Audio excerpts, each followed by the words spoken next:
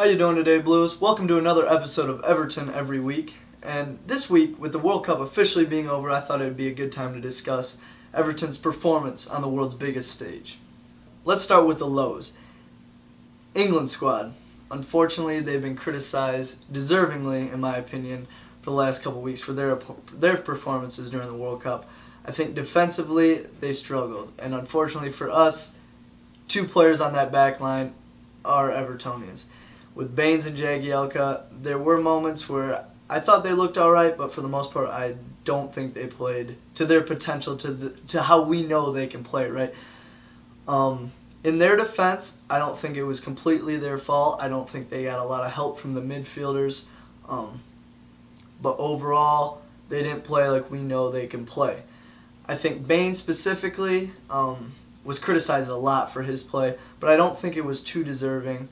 He did not get any help, with the track back of the midfielders. Rooney in particular, they played very poor tracking back defensively, and that kind of left Baines isolated out on that left flank, left him in a 2-on-1 situation a lot of times, and you're not going to win that as a defender, especially against the talent that you play in the World Cup. It's just not going to go in your favor.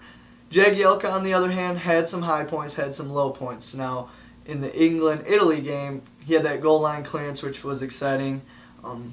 Saved the goal there, but in the Uruguay game, I thought he made a couple costly mistakes. I thought that goal that Gerrard assisted, unfortunately, his positioning was kind of poor. Of course, as a defender, you're not going to expect your midfielder to head it backwards, but he was kind of caught in no man's land, kind of led to that goal being scored. Again, not totally his fault, not totally Baines' fault, but they had some hand in that poor defensive performance on England's part. On the other hand, I thought Barkley played pretty well for England. I thought he provided that energetic boost that he always does for our squad. I thought Henderson and Gerrard really lacked any movement going forward, so I thought it was good to see Barkley come in and provide that energy, provide that attacking option, attacking flair going forward. It's what we've known for a while, but it was good to see him do it for England as well. I thought Kevin Morales played a similar role to Barkley in the Belgium matches. I thought when he came on the field, he really provided that attacking boost, attacking flair that you want to see from your wingers, right?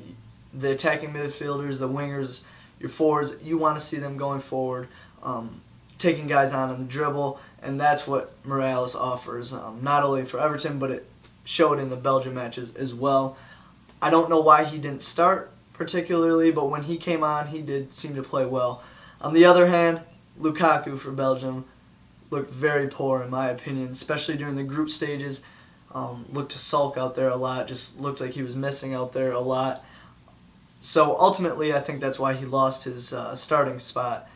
But in the quarterfinal match, round of 16 match against the U.S., he came on and really made a difference, really played like the Lukaku we know he is, right? Unfortunately for the American hopes of going through to the quarterfinals, he scored a goal on Tim Howard, but I thought he played very well in the extra time period.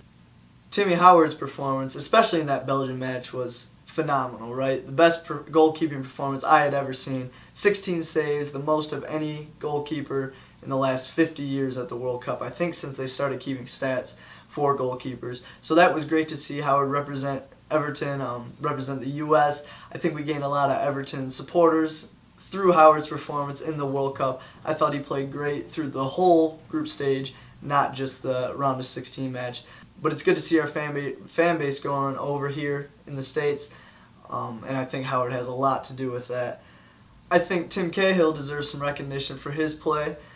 Still an Evertonian at heart, right? He still supports Everton. It's great to see that. I thought he played awesome, like he does in every World Cup. He scored a couple goals in his 2 games. He didn't get to play that third group stage game. But Australia were fun to watch. They were fighting hard.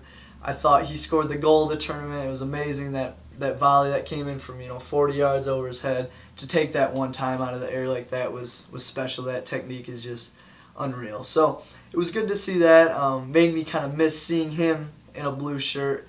But you never know. Maybe we'll see him back here one day.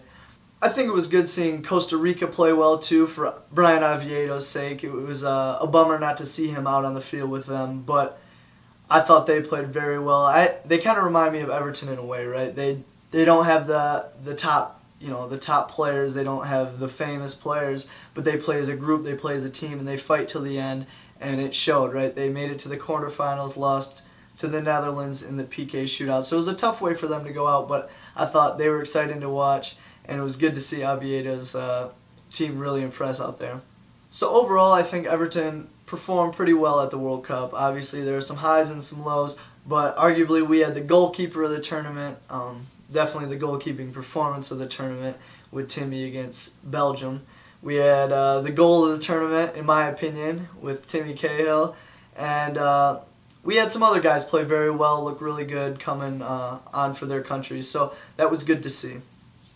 So what do you guys think? Do you agree with what I've said, how I've evaluated the Evertonians' performance in the World Cup for their countries? Secondly, do you think Tim Howard deserved to be a finalist for the Golden Glove? I think he did. Thirdly, Timmy Cahill's goal of the tournament for you guys. I think we might be a little biased in that. There were some good goals scored in the best World Cup of my lifetime, but I think he deserved goal of the tournament with a volley. And fourthly, do you think Lukaku's poor performance during the World Cup was a blessing for us? Do you think it was a way that maybe we can afford him now? Because I think if he would have played very well in the World Cup, it might have even doubled his price, really got him out of our price range.